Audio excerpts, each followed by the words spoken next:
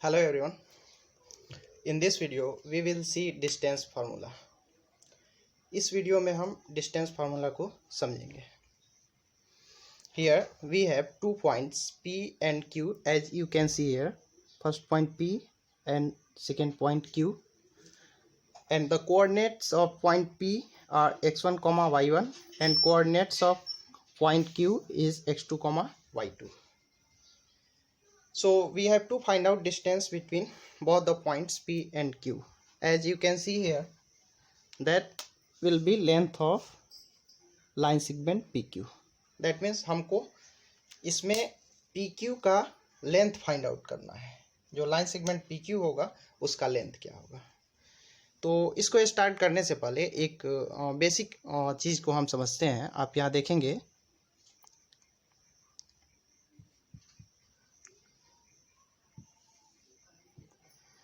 X axis हो गया और ये वाई एक्सिस हो गया और यहाँ कोई पॉइंट है और इस पॉइंट का जो कोऑर्डिनेट है वो 3,4 है या हम 3, इसको 2 कर देते हैं तो ये 3,2 है. अब आप यहाँ से दो ठो परपेंडिकुलर लाइन ड्रॉ कर सकते हैं. एक वाई एक्सिस के साथ में रहेगा और एक एक्स एक्सिस के साथ में रहेगा. तो जो y एक्सिस के साथ में यह जो लाइन आप ड्रॉ किए हैं इसका लेंथ कितना होगा. तो ये जो फर्स्ट नंबर है 3, तो ये 3 यूनिट हो जाएगा. और x एक्सिस के साथ में जो आप यहाँ परपेंडिकुलर लाइन ड्रॉ किए हैं उसका कितना हो जाएगा, 2 हो जाएगा. हाँ, तो इसका जो लेंथ होगा वह कितना हो जाएगा, ये 2 यूनिट हो जाएगा. इसी कंसेप्ट का हमको यूज करना है. इसको आप ध्यान से देख लेंगे.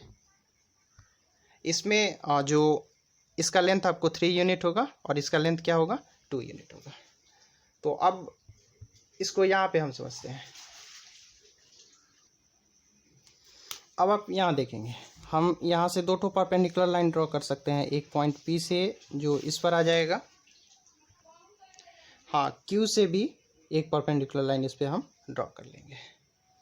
तो अभी आप देखें कि इस लाइन सेगमेंट का जो लेंथ होगा वो किस नंबर के इक्वल होता है. तो जो सेकेंड नंबर कोऑर्डिनेट में होगा उसके इक्वल होगा. तो यहाँ सेकेंड नंबर जो कोऑर्डिनेट में है वो कौन है, y1 है. दैट मीन्स इसका लेंथ जो हो जाएगा वो कितना हो जाएगा, y1 हो जाएगा. और इसका लेंथ आप लिखना चाहें तो जो इसका सेकेंड नंबर है मीन्स इसका लेंथ कितना हो जाएगा, y2 हो जाएगा. अब आप देखेंगे हम एक्स एक्सिस के पैरेलल यहाँ पे एक लाइन हम ड्रॉ कर रहे हैं ऐसे. और सपोज ये जो पॉइंट है इसको हम M कह दे रहे हैं.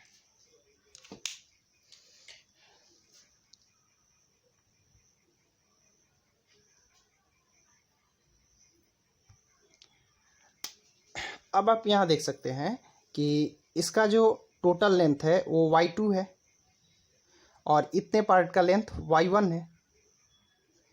तो इस टोटल लेंथ से मीन्स आप यहाँ पे QM का लेंथ लिखना चाहें, इस पार्ट का लेंथ लिखना चाहें तो वो कितना हो जाएगा, इस पूरे का लेंथ y2 और इसको सब्ट्रैक्ट कर देंगे y1 मीन्स y2 माइनस क्या हो जाएगा, y1 हो जाएगा. तो इसका लेंथ, तो यह हो गया आपको y2 माइनस y1, इसका लेंथ हो गया. ठीक है.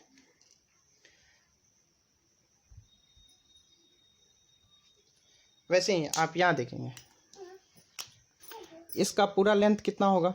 अगर यहाँ से आप कोई लाइन इसको इससे ज्वाइन कर रहे हैं तो इसका लेंथ कितना आएगा, x2 आएगा. यह x2 होगा. और यहाँ से अगर इसको यहाँ तक आप ज्वाइन कर रहे हैं तो इसका लेंथ कितना आ जाएगा, यह x1 आएगा. ये फर्स्ट नंबर जो होगा ये x2 हो गया और यहाँ पे x1 हो गया. तो वैसे ही ये पूरा का लेंथ x2 है और इतना का लेंथ x1 है. तो इतने पार्ट का लेंथ आप लिखेंगे तो कितना हो जाएगा, x2 माइनस x1 हो जाएगा. अब आप यहाँ पर देख सकते हैं PMQ एक कौन सा ट्रायंगल हो गया, राइट एंगल ट्रायंगल हो गया.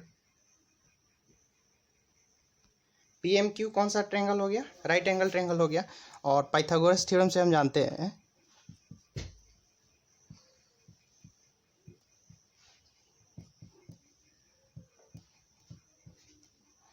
According to Pythagoras theorem hypotenuse equal root under perpendicular square plus base square. और यहाँ आपको हाइपोटेनस जो है इस ट्रायंगल का वह क्या है, पी क्यू है, means line segment P Q equal root under. अब इसमें परपेंडिकुलर जो होगा ये वाला पार्ट होगा परपेंडिकुलर, तो परपेंडिकुलर स्क्वायर मीन्स आप y2 माइनस y1 का स्क्वायर और बेस का स्क्वायर करेंगे तो ये पार्ट हुआ। तो ये कितना हो जाएगा, x2 माइनस x1 स्क्वायर और प्लस यहाँ y2 माइनस y1 इसका स्क्वायर हो जाएगा। ये distance between point P and Q हो गया। सो लास्टली हम कह सकते हैं डिस्टेंस फार्मूला जो होगा आपको करना क्या है, ये distance between any two points जो होगा वो पी क्यू या इसको आप डी से इंडिकेट कर सकते हैं। तो ये जो इक्वल होगा x2 माइनस x1 इसका स्क्वायर करना है और प्लस होगा y2 माइनस y1 स्क्वायर। ऐसे आई होप आप ये डिस्टेंस फार्मूला का जो डेरिवेशन है इसको आप समझ लिए होंगे। Thank you for watching.